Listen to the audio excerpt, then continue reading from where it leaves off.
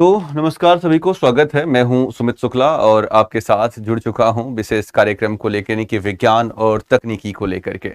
विज्ञान और तकनीकी के इस महत्वपूर्ण कार्यक्रम में हम लोगों ने पिछली कक्षाओं को अगर मैं आपके साथ जोड़ूं और उस कक्षा के साथ इसे एक अटैच करूं तो हम लोगों ने ये काम देखा था कि अभी तक मानव पोषण और स्वास्थ्य के 3 सेगमेंट हो चुके हैं, यानी कि हमने 3 प्रमुख कार्यक्रम कवर कर लिए हैं, जिसमें हमने मानव स्वास्थ्य और मानव के पोषण को लेकर के जो इसकी शुरुआती जानकारी है, जो अन्य बातें हैं, उनको हमने भली भांति जाना, समझा और अच्छे तरीके से उसे कवर अप दिया। तो उसी दृष्टिकोण में, उसी व्यवस्था में आज आपका ये चौथा खंड है। उम्मीद है कि आपकी दीपावली बहुत ही बेहतर तरीके से मन रही होगी और आप अपनी तैयारी में या खास करके त्योहार में खुशियां मना रहे होंगे। ये त्योहार या ये दीपावली जो भी है, इसको हम यूं मान के चलें कि ये हमारे लिए एक नए कृत संकल्प और एक नई भावना और साथ ही साथ सहजता का पर्व होता है। इसमें हम अपनी सोच को बहुत ज़्यादा केंद्रित करते हैं और अपनी तैयारी के लिए एक नई दिशा और एक नया आयाम गढ़ते हैं। तो ढेर सारी शुभकामनाएं हैं हमारी तरफ से आप सभी को दीपावली की, और यही हूँ, मुस्कुराते रहिए, आगे बढ़ते रहिए। तो ज़्यादा पटाखे ना फोड़िएगा, हाँ, घर परिवार के साथ रहिए, खुशियां मनाइए और पढ़ाई भी करिए। तो चलिए शुरुआत करते हैं। हम लोग मानव स्वास्थ्य और पोषण के कार्यक्रम में अभी तक जहां पहुंचे हैं उसके हम हिस्से को देखें, लेकिन इससे पहले मैं आपको बता दूं कि इस दीपावली में एग्जामपुर भी आपके साथ है, खुशियों के साथ और बेहतरी के साथ। और एग्जामपुर साथ है तो आपको दीपावली 75 कोड दे रहा है। इस कोड को इस्तेमाल करके आप अपने यानी प्यारे से एग्जामपुर की किसी भी कोर्स पर, यानी कि ISPCS बाय एग्जामपुर की किसी भी कोर्स पर आप इस समय प्राप्त कर रहे हैं 75% डिस्काउंट। तो आपका चाहे वो सर्वोदय बैच हो या आगाज हो या अन्य कोई बैच हो जिस पे आप इंटरेस्टेड हैं, आप सीधे आइए और इंतजार रहेगा आपका इस महत्वपूर्ण कार्यक्रम में जुड़ने को लेकर के। और हैप्पी दिवाली का जो धमाका है, ऑफर है ना, इस दिवाली सिलेक्शन के साथ दीजिए अपने परिवार की को खुशियों का सौगात। तो ये बिल्कुल इंतजार कर रहा है। आप या स्वयं को या आपको कोई दोस्त हो उसे गिफ्ट दीजिए। इस बार दीपावली में एडुकेशन का गिफ्ट दीजिए, क्योंकि जीवन बदलने का एक ही तरीका होता है, वो होता है एडुकेशन। तो अगर आप उसे आगे बढ़ाएंगे तो सीधी सी बात है कि आप किसी न किसी व्यक्ति के जीवन को बदलेंगे। एग्जाम्पल आपके साथ खड़ा हुआ है। तो खैर, आइए नजर डालते हैं आज के इस महत्वपूर्ण कार्यक्रम का। अधिकार बैच आपका लॉन्च हो चुका है और अभी अधिकार पर भी आप कोशिश करें तो वो ऑफर प्राप्त कर सकते हैं। तो आज का जो सिनेरियो है, मैं आपको बता दूं कि अगर आपने ऐप नहीं डाउनलोड किया तो आप जरूर ऐप डाउनलोड कर लें। यहाँ से आपको काफ़ी कुछ खुशियाँ मिलती हैं, यानी कि काफ़ी कुछ सीखने को मिलता है। तो आज का जो टॉपिक है उसे हम आपके साथ कवर कर रहे हैं। कार्बोहाइड्रेट हम लोगों ने बहुत ही आसान तरीके से देख लिया था और हम लोग बातचीत कर रहे थे वसा के बारे में। और हमारा जो टॉपिक है वसा को लेकर के, वो आपको याद होगा कि जब हम वसा के बारे में यानी कि फैट के बारे में बातचीत करें तो हमने देखा था कि रासायनिक तौर पर यानी केमिकल रूप में, अगर हम इसके रासायनिक स्वरूप को देखें कि रासायनिक रूप में वसा क्या है, तो आपको यह पता चला था कि रासायनिक रूप में वसा के भी पास 3 वही स्पेशल तत्व हैं। कौन कौन से? तो पहला कार्बन है, दूसरा हाइड्रोजन है और तीसरा जो तत्व है वो ऑक्सीजन था। अंतर इतना था कि हाइड्रोजन की मात्रा ज्यादा थी और हाइड्रोजन की मात्रा ज्यादा होने के नाते, चूंकि ये एक ऐसा तत्व है जिसका कैलोरिक मान बहुत ज्यादा होता है और ये बड़ा अभिक्रियाशील टाइप का तत्व है हाइड्रोजन। जब पृथ्वी का एक तरीके से बनावट हो रहा था, पृथ्वी बन रही थी, तो उस दौर पे हाइड्रोजन बड़ी भूमिका निभाया है। मैंने इस पर कई बार आपको सत्र समझाया है। तो खैर, ये हाइड्रोजन चूंकि इसका कैलोरिक मान ज्यादा है, यानी कि यहाँ पर लिख सकते हैं कैलोरिक मान अधिक होता है और चूंकि इसकी मात्रा भी क्या है, ज्यादा है। तो दोनों बातें बेहतरीन है कि मान भी ज्यादा है, मात्रा भी ज्यादा है। इस लिहाज से हमने कहा था कि भाई देखो कि ये आपके वसा जो है यानी कि फैट जो है वो ऊर्जा का प्राथमिक स्रोत होता है, ऊर्जा का प्राथमिक यानी कि इनिशियल सोर्स होता है। और हमने ये नजर डाला था कि 1 ग्राम वसा से आपको 9.2 किलो कैलोरी ऊर्जा के आसपास प्राप्त हो जाती है। एक इंसानी जीवन को कम से कम दिन भर में 60 ग्राम या 70 ग्राम वसा खा लेनी चाहिए, या कम से कम 50 ग्राम। तो अगर मैं आपको व्यक्तिगत जीवन की बात करें तो 50 से 60 ग्राम पर डे के आपके आसपास ये आपको एक वैल्यू दी जाती है, यानी कि 50 ग्राम। 1 ग्राम से आपको 9 किलो कैलोरी मिल रहा है, तो 50 ग्राम से आप मोटे मोटे तौर पे इसको उससे गुणा कर लेंगे, है ना। तो 400-500-600 किलो कैलोरी के आसपास ऊर्जा यहाँ से मिल रही है, जो कि पर्याप्त है ना। काफ़ी हद तक इसकी जो ऊर्जा है वो बहुत ज़्यादा है। अब अपनी दैनिक ऊर्जा का हम यहाँ से करीब करीब 30 से 35% हिस्सा प्राप्त करते हैं। ये वाला ऊर्जा की आवश्यकता की जो हमारी डिमांड है ना, ऊर्जा की जो मांग हम करते हैं, तो उस ऊर्जा की मांग का लगभग मोटे मोटे तौर पर 30 से 35% हिस्सा यहाँ से हम हासिल कर रहे हैं या प्राप्त कर रहे हैं। ये बातें हमने पिछली क्लास के दौरान भी रिपीट की थी, तो हम उसी से लिंक दे रहे हैं। और अब आइए बढ़ चलते हैं वसा के प्रकार की तरफ, कि हमारे आसपास जो वसा है, जिस वसा के बारे में हम अध्ययन करते हैं या जो वसा हम खाते हैं, औसतन वसा के रूप में या तो हम घी खा रहे हैं, या तो तेल खा रहे हैं, या तो यही चीजें चर्बी या मक्खन आदि का सेवन करें, यानी कि जंतु के तौर पर और पादप के तौर पर 2 ऐसी स्थितियां बनती हैं जो वसा के प्राकृतिक स्रोत मान लिए जाते हैं। हालांकि वसा को आज के दौर में प्रयोगशाला में भी बनाने की क्षमता पूरी तरह से हासिल हो चुकी है। और हमारे आसपास जो वनस्पति घी है, यानी कि डालडा, ये तो एक तरीके से ऐसी वसा है जिसको हम प्रयोगशाला में बना रहे हैं, यानी कि इंडस्ट्रियल स्वरूप में उद्योग धंधों के तौर पर इस तरह की वसा का हम इस्तेमाल करते हैं या उससे बना लेते हैं। तो आज की जो कहानी है वो कहानी यहीं से शुरू होगी। आइए आगे बढ़ लेते हैं कि भाई वसा का जो मामला है वो क्या है। तो इसके प्रकार को देखा जाए, हमने ये देखा कि हम 2 जगहों से वसा प्राप्त कर रहे हैं। वसा को अगर प्राप्त करने की या इसके स्रोत के बारे में हम नजर डालें, तो हमने कहा कि 2 तरह का स्रोत है। एक इसका प्रकृति में, यानी कि नेचर में, तो लिखिए प्राकृतिक रूप में। और जो प्राकृतिक रूप में मौजूद स्रोत होता है वो कौन कौन सा है, तो जवाब होगा इसमें 2 ही स्रोत हैं, एक तो प्लांट और एक दूसरा क्या है, एनिमल। तो यहां से लिख सकते हैं प्लांट का, और दूसरा क्या लिख सकते हैं, एनिमल से हम प्राप्त कर लेते हैं। तो जो प्लांट से आप प्राप्त करते हैं वसा, वो कौन सी है, तो जवाब होगा विभिन्न प्रकार के जो खाद्य तेल होते हैं, खाद्य तेल, वो सारे के सारे हम प्लांट से प्राप्त करते हैं। एग्जाम्पल के तौर पर आप सरसों खाते हैं, या आप सोयाबीन का तेल खा रहे हैं, है ना, या आप ऑलिव ऑयल खाते हैं, ऑलिव ऑयल। तो ये सारे के सारे जो आपके सामने नाम है ना, ये प्लांट के सोर्स माने जाते हैं। आप इसको यूं मान के चलना कि ये प्लांट है, यानी पादप है। एनिमल के स्रोत भी हमारे आसपास होते हैं। भाई हम अगर घी खा रहे हैं, या हम मक्खन खा रहे हैं, या मान के चलो कि हाँ कोई चर्बी का इस्तेमाल कर रहा है ना, या हम मछली के तेल की बात कर लें, तो ये सारे के सारे एक ऐसी वसा के स्रोत हैं जो एनिमल से प्राप्त हो रही वसा है।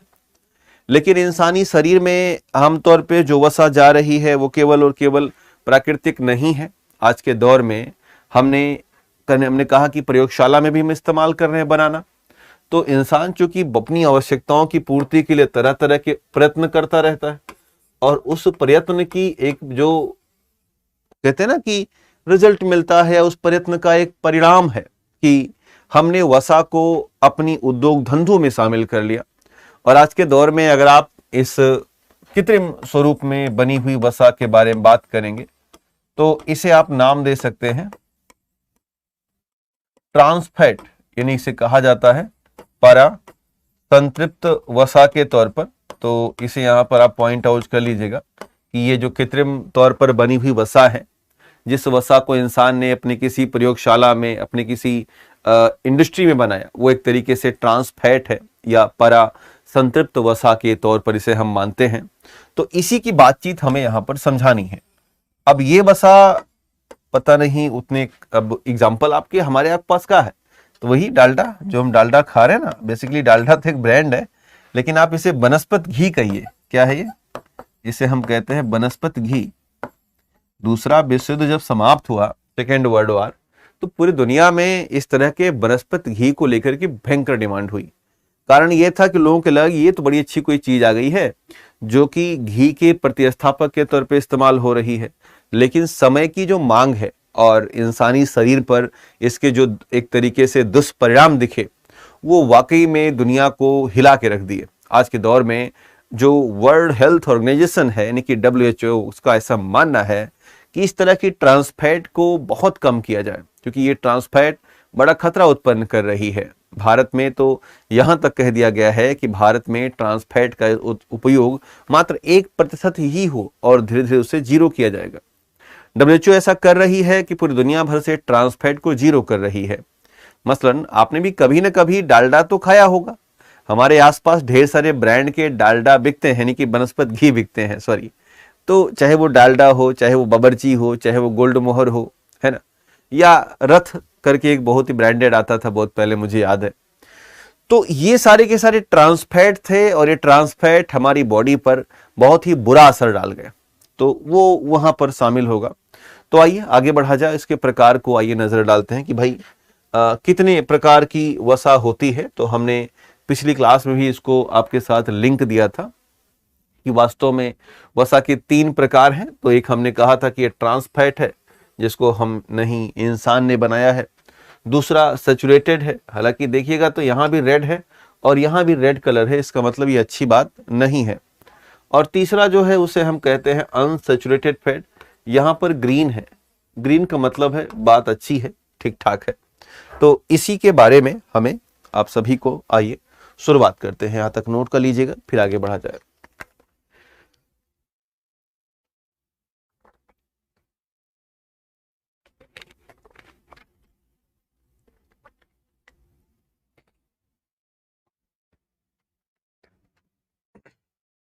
तो हम अगर बात करें संतृप्त वसा के बारे में, ध्यान दीजिएगा, सैचुरेटेड फैट कहते हैं इसे अंग्रेजी में। तो जो संतृप्त वसा है ये क्या होती है, ध्यान देना। आमतौर पर वसा में 3 तत्व है, कार्बन, हाइड्रोजन और ऑक्सीजन। ठीक है, 3 ही तो है, मैंने पहले बताया। तो जो संतृप्त वसा होती है इसमें कार्बन, हाइड्रोजन और ऑक्सीजन की वो मात्रा जो होनी चाहिए, यानी आवश्यक निर्धारित मात्रा मौजूद होती है। तो कह सकते हैं कार्बन, हाइड्रोजन और ऑक्सीजन की आवश्यक निर्धारित मात्रा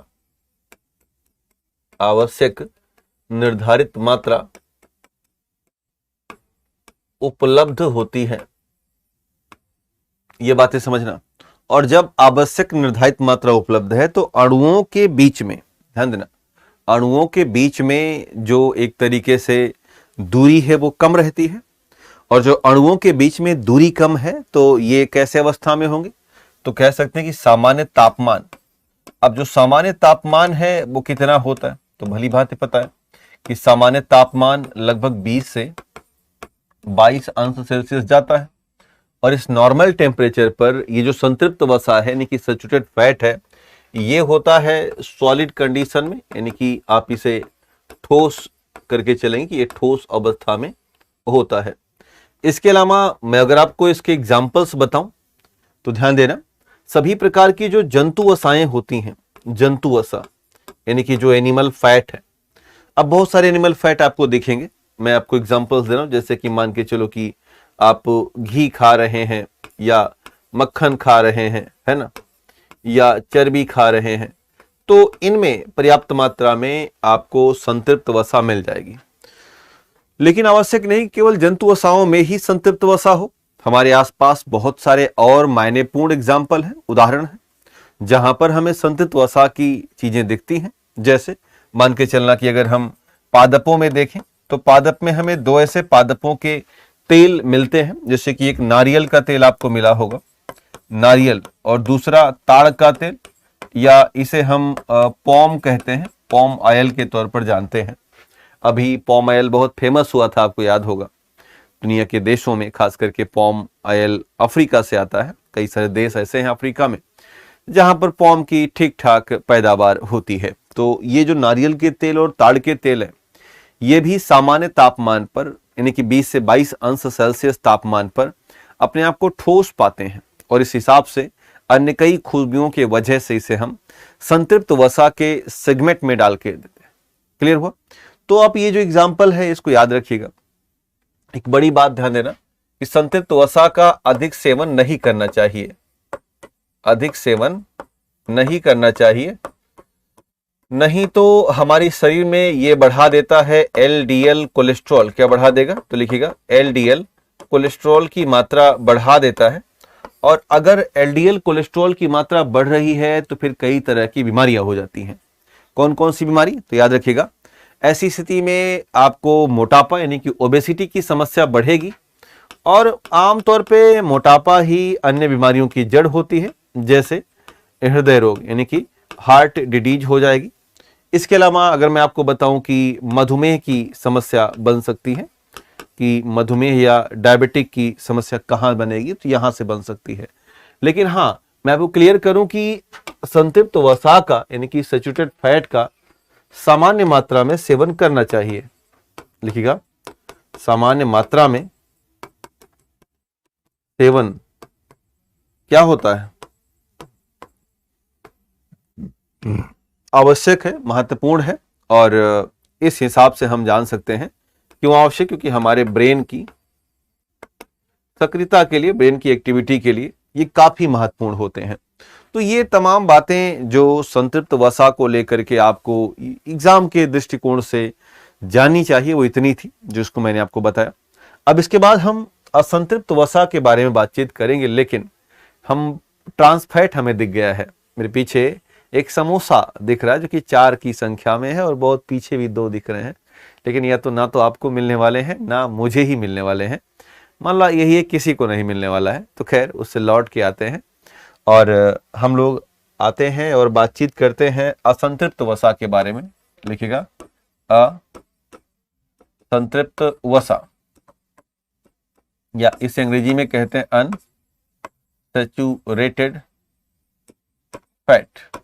तो आइए नजर डाला जाए कि भाई अनसैचुरेटेड फैट या असंतृप्त वसा का मामला क्या है। तो ध्यान देना, ये जो असंतृप्त वसा है, इसमें एक बड़ा मामला आपको समझाने वाला हूं, यह है हाइड्रोजन का। जब हम नेचुरल तौर पर यानी कि प्राकृतिक तौर पर असंतृप्त वसा को देखते हैं तो उसमें रासायनिक रूप में हाइड्रोजन की मात्रा में कमी आ जाती है, यानी जितना हाइड्रोजन चाहिए था अब उतना इसमें है नहीं। तो सीधी सी बात है, अगर हाइड्रोजन की मात्रा में कमी आ रही तो 2 बातें होंगी। पहली बात, अणुओं के मध्य दूरी बढ़ेगी। क्या बढ़ेगी? अणुओं के मध्य या अणुओं के बीच दूरी बढ़ जाएगी। और दूसरी बात क्या होगा, हाइड्रोजन कम होने से ऊर्जा कम हो जाएगी, ऊर्जा का मान क्या हो जाएगा, कम हो जाएगा, डाउन हो। और इसलिए हम कह सकते हैं कि जो असंतृप्त वसा है ये सामान्य तापमान पर द्रव अवस्था में है या सेमी सॉलिड कंडीशन में है, और ये संतृप्त की तुलना में हमें कम ऊर्जा प्रदान करती है। और मैंने जो रीजन बताया आपको रासायनिक तौर का, वो हाइड्रोजन का रहा है, यानी हाइड्रोजन की मात्रा इसमें रासायनिक रूप में कम हो गई, जितनी कि संतृप्त वाले में थी, इसमें कम हुई, तो अणुओं के बीच दूरी बढ़ी। तो कह सकते हैं कि यह सामान्य तापमान पर कितना होता है, 20 से 22 अंश सेल्सियस की हम बात कर रहे हैं, द्रव अवस्था में अथवा अर्ध ठोस अवस्था में। तो जो अंग्रेजी भाषा के हमारे साथ जुड़े श्रोता होंगे वो लिखेंगे कि लिक्विड फेज में और सेमी सॉलिड फेज में ये कन्वर्ट होता है ऑन द नॉर्मल टेम्परेचर। इस तरह की बातें होती हैं। दूसरी बड़ी बात यहां पर समझना है कि संतृप्त की तुलना में यानी कि सैचुरेटेड वसा फैट की तुलना में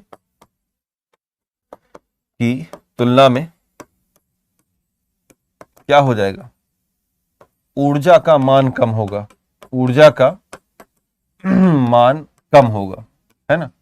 एक और बात आपको समझनी है यहां से, वो ये है कि इसमें हाइड्रोजन कम है और ये कई मायनों में चूंकि उतना खतरनाक नहीं है, तो आप लिख सकते हैं स्वास्थ्य के लिए हानिकारक नहीं होती हैं। लिखिए, स्वास्थ्य के लिए सामान्य होती हैं या कम हानिकारक होती हैं। लिखिएगा, स्वास्थ्य के लिए ज्यादा हानिकारक नहीं होती हैं, ज्यादा हानिकारक नहीं है। इस बात को भी आप क्लियर कर दीजिएगा कि भाई इनको हम बहुत हानिकारक नहीं मान रहे हैं, स्वास्थ्य के दृष्टिकोण से। तो अच्छा, इसके एग्जाम्पल्स कहाँ हो सकते हैं कि जो आप अनसैचुरेटेड फैट इस्तेमाल करें, प्राप्त करें?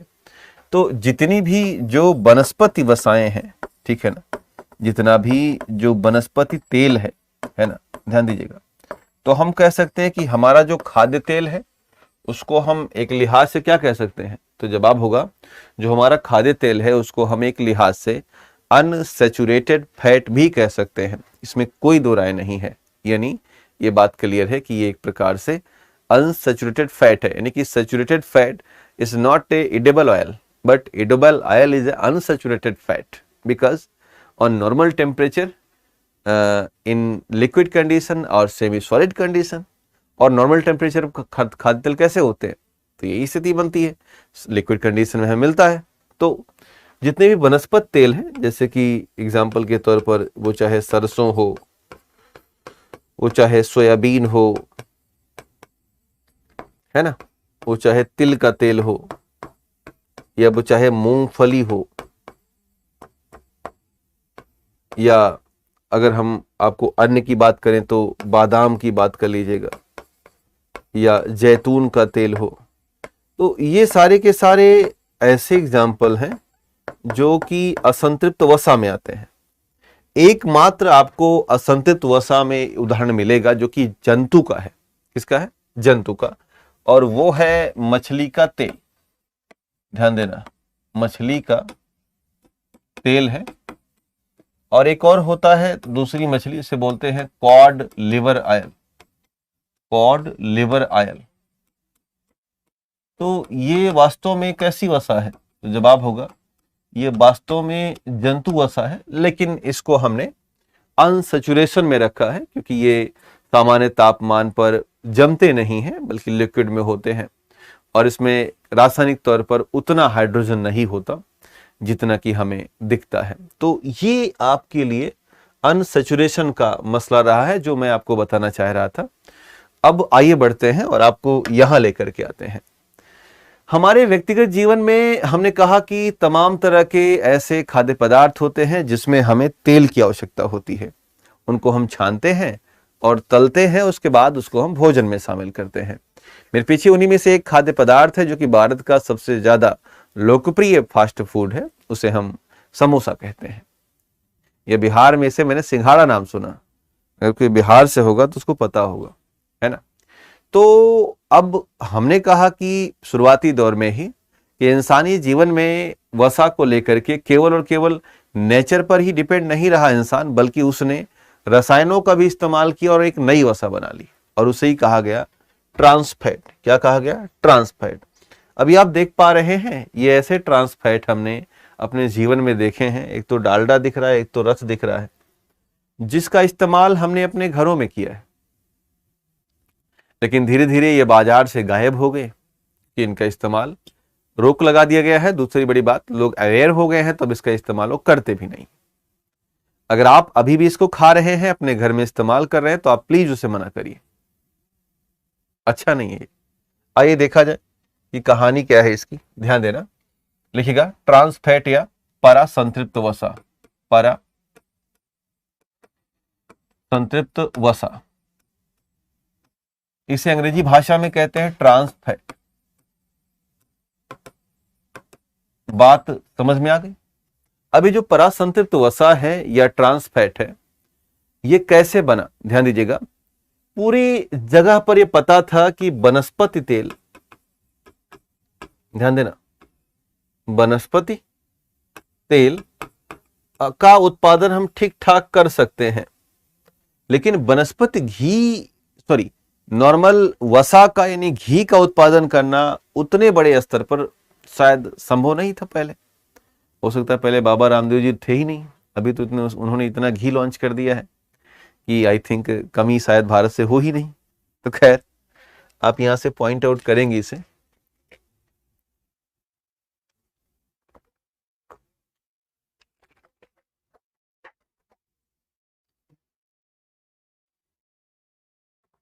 तो इस वनस्पति तेल में कम क्या रहा?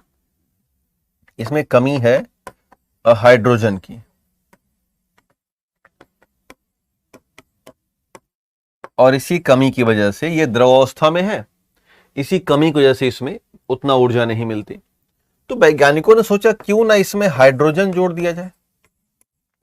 क्या हाइड्रोजन गैस को क्यों ना इसमें प्रवाहित किया जाए।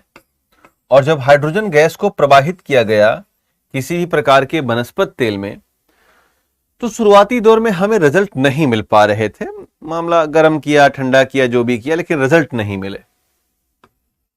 जब आप इसे गर्म ही कर रहे थे तो साथ ही साथ इसमें एक निकिल आता है, आपने निकिल सुना होगा, इसे Ni से डिनोट करते हैं। एक ठोस है, ठोस धातु के तौर पर है ये, इसे इसमें मिला दिया गया।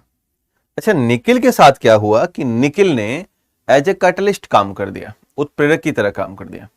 और जब निकिल ने एज ए कैटलिस्ट काम कर दिया तो काम बन गया। और तत्काल ही जब इसे रखा गया अलग करके, तो यहां से निर्माण हुआ वनस्पति घी का। किसका निर्माण हुआ? वनस्पति घी का। और इसी वनस्पति घी को ही हमने जाना अपनी भाषा में डालडा, या इसी को हमने जाना ट्रांस फैट। ध्यान दीजिएगा। और ये एक तरीके से कैसा बना? तो जवाब हो गया कृत्रिम रूप में या आर्टिफिशियल रूप में बनाया गया। इसलिए जो आपको अभिक्रिया दिख रही है, इस अभिक्रिया को हमने कहा वनस्पति तेलों का हाइड्रोजनीकरण। तो यहां पर लिखिएगा, इस अभिक्रिया को हम कहेंगे, क्या कहेंगे? वनस्पति तेलों का हाइड्रोजनीकरण। उम्मीद है कि ये बातें आपने पहले भी कहीं ना कहीं सुनी होगी। अंग्रेजी भाषा में लिखिएगा hydrogenation of the vegetable oil. Okay, कोई दिक्कत तो नहीं आता? इसे प्लीज बना लीजिएगा और इसके साथ हम लोग आगे बढ़ते हैं और एक नया और कुछ और बेहतरीन बातें सीखते हैं। तो चलिए देखा जाए कि और कौन सी बात है या कौन सी और बातें आपको जाननी है। हम बार बार कह रहे हैं कि वनस्पति तेलों का ज्यादा मात्रा में सेवन करना, खास करके ट्रांस फैट का ज्यादा मात्रा में सेवन करना हमारे स्वास्थ्य के लिए हानिकारक है। दरअसल होता क्या है कि हम अगर लंबे समय तक ट्रांस फैट खाना शुरू कर दिए, 2 4 6 7 8 10 साल तक हम ट्रांस फैट ही खाए जा रहे हैं, तो अब हमारा जो हृदय है, हार्ट है, उसकी धमनियों में जा करके, ये देख रहे हो येलो येलो कलर का, वास्तव में ये जो येलो कलर की चीजें आपको दिख रही हैं, ये एक फैट है, वसा है, जो कि हृदय की धमनियों के पास में यहां पर जाकर के ऐसे जम गया है, यहां नीचे से जम गया है। यानी कि जो नलिका बहुत ज्यादा ओपन टाइप की थी, उसमें दोनों तरफ से क्या हो गया है? वसा का जमा हो गया। अब ब्लड का फ्लो जो हो रहा है वो उतना बेहतरीन नहीं हो पाएगा जितना पहले से होता आ रहा था। इसी समस्या को कहते हैं एथेरोस्क्लेरोसिस। मसलन एथेरोस्क्लेरोसिस बीमारी एक ऐसी बीमारी है जो अंततः हृदय से संबंधित तरह तरह की समस्याओं को उत्पन्न करती है, जिसमें हार्ट अटैक भी एक नाम है। तो एथेरोस्क्लेरोसिस हम कहां से लेकर के आ रहे हैं? तो जवाब होगा, इसको हम वहां से लेकर के आ रहे हैं जब हम ट्रांस फैट का अधिक सेवन कर रहे हैं, तो वहां से ये बीमारी उत्पन्न हो रही है। और ये बीमारी उत्पन्न होकर के हमारे हृदय की धमनियों में ब्लॉकेज पैदा कर रही, इस तरह से ब्लॉक पैदा कर दी। अब ब्लॉक हो गया, यहां पर, यहां भी ब्लॉक बन गया, तो ब्लड का जो फ्लो हो रहा था उतनी तेज गति से नहीं होगा जितना होना चाहिए। और जब हमारे हृदय को ब्लड नहीं मिलेगा तो हृदय की जो कार्य करने की क्षमता है, हृदय का जो साइनो एट्रियल नोड है, ऐसे नोड है, वो काम ही नहीं कर पाएगा, या करेगा भी तो ना तो बेहतर तरीके से फ्लक्स निकलेगा, इलेक्ट्रिकल फ्लक्स, और ना ही बेहतर तरीके से हृदय का संकुचन यानी कि सिस्टोलिक और डायस्टोलिक करेगा, और पूरी शरीर में ब्लड की सप्लाई रुक जाएगी। यही तो होता है अटैक होना। और अगर दवाई नहीं मिले तो थोड़ी देर बाद हार्ट फेल हो जाएगा। तो इसी से हमें सुधारना है, यानी कि ट्रांस फैट का ज्यादा इस्तेमाल नहीं करना है। अच्छा, इसीलिए मैं आपको कुछ बातें समझा रहा हूं जो कि पॉइंट वाइज है, इसे आप अपनी कॉपी में नोट कर लीजिएगा। 1 जनवरी 2022 से भारतीय खाद्य संरक्षा और मानक प्राधिकरण के द्वारा खाद्य उत्पादों में ट्रांस फैटी एसिड की मात्रा में केवल 2% ही निर्धारित किया गया है। वर्ष 2011 में यह मात्रा 10% थी। सोचिए, यानी कि 11 में सरकार ही कही थी खाओ भैया कोई दिक्कत नहीं, क्योंकि उस समय रिसर्च नहीं था।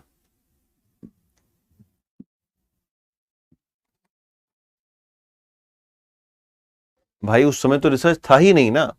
शुरुआत में जब आया ट्रांसफैट 10 क्या 50% 60% तक इस्तेमाल करते थे लोग, या ज्यादा ही इस्तेमाल कर लेते थे। लेकिन 11 में सरकार को जब पता चला ये कहानी अच्छी नहीं है, और 2015 में सरकार ने कह दिया कि भाई 5% ही इस्तेमाल करना है, अब कम करो इसको, क्योंकि ये खतरनाक बीमारियां या नॉन कम्युनिकेबल डिजीज क्रिएट कर रहा है। 2021 में इसकी मात्रा को 3% किया गया कि भाई और कम करो, बहुत हो गया, और अंततः 22 में इसे 2% ही कहा गया है। यानी कि इस साल, जिस साल हम आपको पढ़ा रहे हैं, आपको ट्रांसफैट कितना खाना है, तो इस्तेमाल के तौर पर केवल 2% ही लेना है, बाकी आपको नहीं लेने हैं। इंडस्ट्रियल ट्रांसफैट के सेवन से विश्व भर में लगभग 54,000 मौतें होती हैं, और भारत में यह आंकड़ा 5,40,000 है ये, और भारत में यह आंकड़ा 60,000 प्रतिवर्ष का है। यानी कि आप सोचिए कि खाली डालडा खाने से, केवल ट्रांसफैट खाने से साल भर में 60,000 लोग मर रहे हैं भारत में। यह आंकड़ा बहुत छोटा आंकड़ा नहीं है, बहुत विस्तार का आंकड़ा है। 60,000 का मतलब हर कोई इससे प्रभावित हो सकता है। मरना तो अलग बात है ना, कुछ बच भी तो जाते हैं, परेशान तो होते हैं। डब्ल्यूएचओ का यह अनुशंसा है कुल ऊर्जा सेवन का केवल 1%, डब्ल्यूएचओ कहे 2 नहीं 1% या उससे भी कम ट्रांसफैट होना चाहिए, और इसके लिए 2023 को उन्होंने रखा हुआ है। उनका ऐसा मानना है कि 2023 तक भैया काम सेट कर लो, बहुत लंबा रुको नहीं, क्योंकि इससे क्या होगा, लोगों में समस्या जो उत्पन्न हो रही है वो बहुत गंभीर हो जाएगी। तो इसलिए कोशिश करी जाए कि इस ट्रांसफैट की समस्या से हम क्या करें, निजात प्राप्त करें या बचाव प्राप्त करें। तो ये बातें रही कुछ आंकड़े की बातें। इन्होंने रिप्लेस लॉन्च किया है, यानी कि ये जो रिप्लेस कार्यक्रम पढ़ रहे हैं, वास्तव में ये डब्ल्यूएचओ का इनका कहना है कि हम पहले ये देखेंगे कि आखिर वजह क्या है, हम रिव्यू करेंगे कि ट्रांसफैट को की वास्तविकता क्या है और इसे कैसे दूर किया जा सके। फिर हम प्रमोट करेंगे कि ट्रांसफैट ना खाया जाए, और फिर हम इसे लीगलाइज करेंगे, यानी कि कुछ नियम कानून इसमें सेट करेंगे।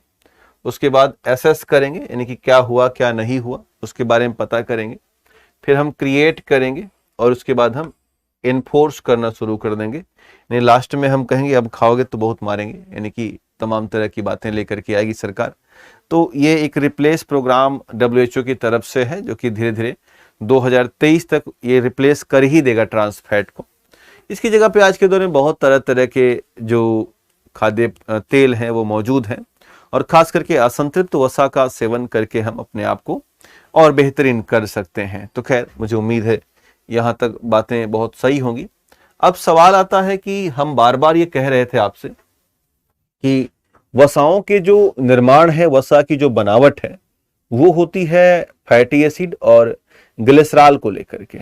तो ये फैटी एसिड क्या होते हैं, मन में आपके भी सवाल आता होगा, मेरे तो आता ही है, मैं तो बताऊंगा ये सवाल वो। दरअसल फैटी एसिड एक तरीके से वसा की मूलभूत अवधारणा है।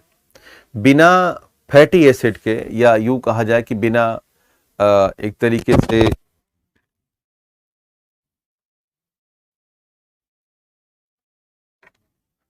मुझे लगता है कि आवाज तो क्लियर है, आई थिंक कोई इशू तो नहीं होना चाहिए। तो हमारा कहने का मतलब बिना फैटी एसिड के, एक बार आप सभी नीचे कमेंट बॉक्स कर सकते हैं।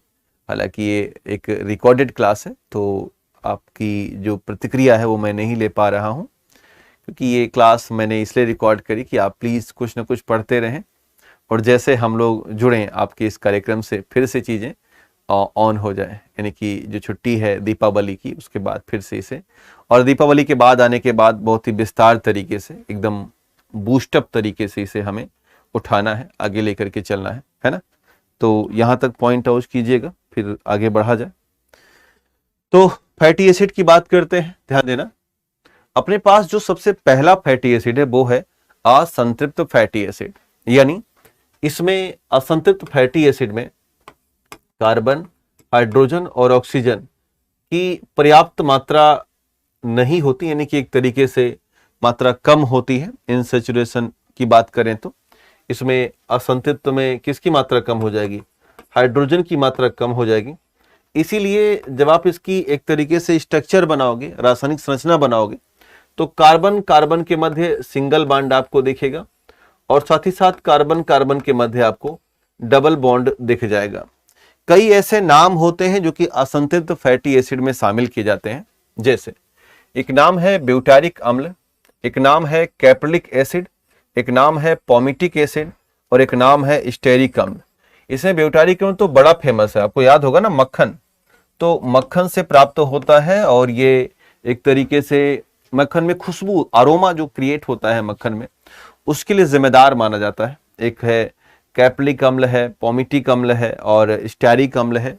ये भी कई प्रकार के जो खाद्य स्रोत हैं, खास करके वनस्पतिक तेल हैं, वहां से इसे हम हासिल कर लेते हैं। इनका इस्तेमाल सौंदर्य प्रसाधन में या साबुन के निर्माण में या विभिन्न प्रकार की जो चेहरे पर लगाई जाने वाली ब्यूटी क्रीम होती हैं, उन सभी में इस प्रकार के अनसैचुरेटेड फैटी एसिड का इस्तेमाल किया जा रहा है आज के दौर में।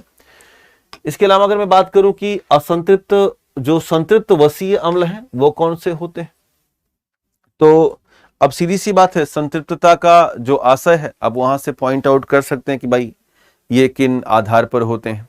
इसमें असंतृप्त की तुलना में जो संतृप्त हैं वो डबल बॉन्ड के नहीं होते हैं, यानी कि इनमें सिंगल बॉन्ड ही होता है क्योंकि इसमें कार्बन की पर्याप्त मात्रा। लेकिन सबसे खास जो आपको यहाँ पर जानना है वो है आवश्यक वसीय अम्ल या इसेंशियल फैटी एसिड। आपने कभी न कभी ये सुना होगा ओमेगा 3 और ओमेगा 6, आपने सुना है ना, ओमेगा 3 करके, इसे हम कहते हैं लिनोलेइक अम्ल। क्या बोलेंगे? लिनोलेइक अम्ल के तौर पर जानते हैं। और दूसरा जो होता है उसे हम कहते हैं ओमेगा 6, और इसे हम कहते हैं लिनोलिक अम्ल, लिनोलिक अम्ल के तौर पर जानते हैं। यानी कि ये दो ऐसे अम्ल हैं जो हमारी शरीर के लिए बहुत आवश्यक हैं, खास करके हृदय की कार्यप्रणाली के लिए, हृदय की संरचनात्मक कार्यप्रणाली के लिए इस तरह के वसीय अम्लों की बहुत आवश्यकता होती है। इन्हें हम विभिन्न प्रकार के बेहतरीन खाद्य स्रोतों जैसे कि एवोकाडो से या मूंगफली से या मछली से, ऑलिव ऑयल से, है ना, बादाम से, इन सभी से प्राप्त करते हैं। अब आप पता नहीं इसे खाते हैं कि नहीं खाते, लेकिन मैं आपको सलाह दूं कि इस तरह के जो मेरे पीछे खाद्य पदार्थ हैं इनका जरूर सेवन करें, क्योंकि इसेंशियल फैटी एसिड यानी कि आवश्यक वसीय अम्ल आपकी हृदय की कार्यप्रणाली के लिए, हार्ट फंक्शन के लिए बहुत ज्यादा आवश्यक होता है। तो आप उसे पॉइंट आउट कीजिएगा और इसे अच्छे तरीके से नोट करते हुए आगे बढ़ चलिएगा। आइए बढ़ते हैं। आवश्यक वसीय अम्ल के बारे में हमने जाना कि अच्छा यहाँ पर लिखा है कि बिल्कुल काचुप साधी रहो बलवाना, यानी कि ताकत होनी चाहिए और ताकत इतनी होनी चाहिए जितना कि पीछे बजरंगबली में है, और इस ताकत को आगे इस्तेमाल करिए। और बुद्धि और विवेक दोनों बातें ना इनमें, तो बुद्धि और विवेक का इस्तेमाल करते हुए अपनी ताकत को आगे बढ़ाते रहिए और वाकई में इस समाज में, इस समाज की अवधारणा में आपकी क्षमता हमेशा आगे रहेगी। तो इन्हें संस्मरण करिए, है ना। मुझे याद है कि जब मैं छोटा था, आज भी हनुमान चालीसा करके बड़ी ताकत आती है, तो आप भी करिए और पढ़ाई भी करते रहिए। अध्यात्म जीवन का हिस्सा है, उसे अपनाइए और इससे आपके अंदर सकारात्मक ऊर्जा आती है। उसके बाद फिर आप अध्ययनशीलता को और मजबूत कर पाते हैं। तो खैर, इसके बाद अगर आपसे पूछा जाए कि आयोडीन वैल्यू क्या है, what is the iodine value, तो मन में आता है कि यार ये कैसी वैल्यू है। भाई इसको तो मैंने पढ़ा नहीं है। ध्यान देना, कोई भी जो खाद्य वसा है या खाद्य तेल है, ठीक है, खाद्य तेल है, उस खाद्य तेल का जो मानक है, मानक का असर यह है कि कितना खाया जाए कितना ना खाया जाए, है ना, कितना खाया जाए और कितना ना खाया जाए, या कौन सा अच्छा है खाद्य तेल और कौन सा खाद्य तेल क्या है, खराब है। इन सभी की बातचीत के लिए हम एक मात्रा निर्धारित करते हैं और उस मात्रा को हम आयोडीन वैल्यू कहते हैं। यानी लिखिएगा कि वह खाद्य पदार्थ या वह खाद्य तेल जिसकी आयोडीन वैल्यू, आप लिख सकते हैं कि ये एक तरीके से असंतृप्तता का स्तर मापता है। क्या मापता है? असंतृप्तता का स्तर मापता है। यानी कि जिस खाद्य तेल में आयोडीन वैल्यू ज्यादा होगी वो खाद्य तेल उतना ज्यादा असंतृप्त होगा, और अगर वो उतना ज्यादा असंतृप्त है यानी कि अनसैचुरेट है तो उतना ही ज्यादा हमारे आपके लिए भोजन के लिए बेहतरीन होगा। यानी कि अगर आप ऑलिव ऑयल की बात करेंगे, सूर्यमुखी के तेल की बात करेंगे, तो उसमें असंतृप्तता का स्तर काफी ज्यादा है, ठीक ठाक है ना। तो जब उसमें असंतृप्तता का स्तर काफी ज्यादा है, इसलिए उसकी आयोडीन वैल्यू ज्यादा है। तो आपको ये जो सेगमेंट है ये बताने के लिए है कि maximum iodine value can enforce to you take edible oil या टेक ए वेजिटेबल ऑयल। तो इन्फोर्स करती कि आप लीजिए, कोई दिक्कत नहीं है। लेकिन हाँ, मैक्सिमम नहीं है, कम है, 2 4 10 ही आ गया तो फिर वो तो खतरनाक है एक तरीके से। घी में उतना नहीं है, या मैं चर्बी में कहूँ तो उतना नहीं है, आयोडीन वैल्यू बहुत कम होती है। तो एक मानक है, इस मानक के आधार पर क्या तेल की अच्छाई और तेल की बुराई, यानी कि अच्छा तेल है या खाने वाला नहीं है, इसको जांचने के लिए आयोडीन वैल्यू की हम व्यवस्था निर्धारित करते हैं। इसलिए मैंने यहाँ पर रखा कि आप कम से कम इसके बारे में थोड़ा बहुत जान सकें। अब सवाल आता है कि कोलेस्ट्रॉल क्या है। ध्यान दीजिएगा, ये एक ऐसा सवाल है, एक ऐसी बात है जिसको हर कोई जानता है। हम जानते हैं कि कोलेस्ट्रॉल हमारे शरीर के लिए बहुत अच्छा नहीं होता, ऐसा लोगों ने कहा है।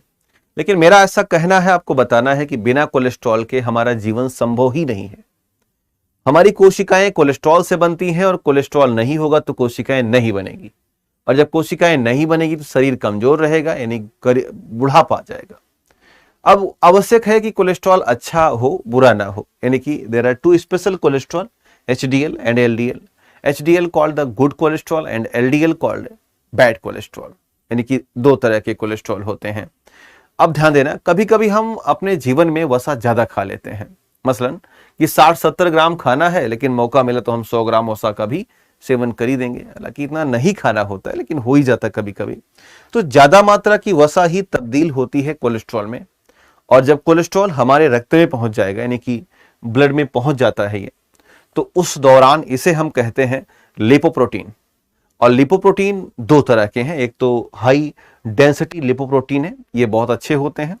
आमतौर पर जो असंतृप्त वसाएं हम खाते हैं, जैसे कि ऑलिव ऑयल खाते हैं, या जैतून का तेल की बात हम कर रहे हैं, या बादाम खाते हैं, या सूर्यमुखी खाते हैं, तो वहां से हमारी बॉडी में एचडीएल यानी कि हाई डेंसिटी लिपोप्रोटीन बढ़ता है, और ये हमारी बॉडी में प्रोटीन क्रिएट कराता है और वसा को कम कर देता है। अच्छी बात है।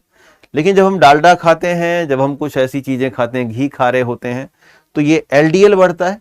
LDL is not good cholesterol but LDL called the bad cholesterol. ये वसा की मात्रा बढ़ा देगा, पेट बढ़ जाएगा, मोटापा होगा, और तरह तरह की बीमारियां भी उत्पन्न हो जाती हैं। इसलिए हमें इसका सेवन ज्यादा नहीं करना चाहिए, इसे हमें रुकना चाहिए, इससे हमें स्वयं को वंचित करना चाहिए। तो खैर, आज के इस पूरे सत्र में इतना ही रहेगा। मुझे पूरी तरह से उम्मीद है कि इस दीपावली के छुट्टी के पर्व पर हम लोगों ने जो भी सीखा जाना, ये बहुत आवश्यक होता है कि हम अध्ययनशीलता की क्रमबद्धता को बिल्कुल रोकें ना, अवरोध ना करें, उसे बना के रखें और सही दिशा में आगे लेकर चलते रहें। तो अब मुझे दीजिएगा इजाजत। आज आप सभी को ढेर सारा प्यार, नमस्कार है, और यूं ही मुस्कुराते रहिए। और दीपावली की बहुत सुंदरतम बधाई है, और अच्छे से मनाइए, मुस्कुराइए। और दीपावली के ठीक बाद हम लोग आईएसपीसीएस बाय एग्जामपुर पर लाते हैं जबरदस्त तरीके से मेहनत भरा एक सत्र, और आपकी तैयारी को प्रीलिम्स की तरफ मोड़ते हुए और मेंस की क्षमता को मजबूत करते हुए आगे बढ़ाते हैं। तो है ना तैयार? एक बार नीचे लिखिएगा, yes I am ready. Thank you और नमस्कार।